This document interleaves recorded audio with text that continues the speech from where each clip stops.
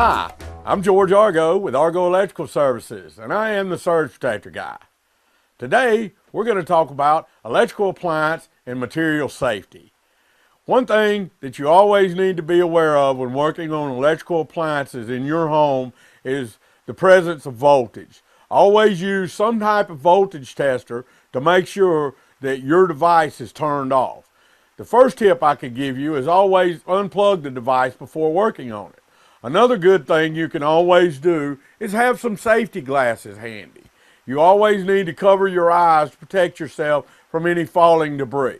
One thing that our employees always use is work gloves. We use these mechanics gloves for dexterity.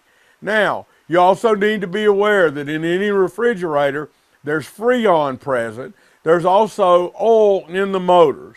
Both of these are very conductive, and if you got into electricity while touching this stuff, it would enhance the shock.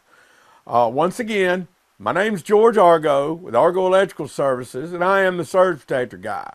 And today we've talked about electrical appliance and material safety.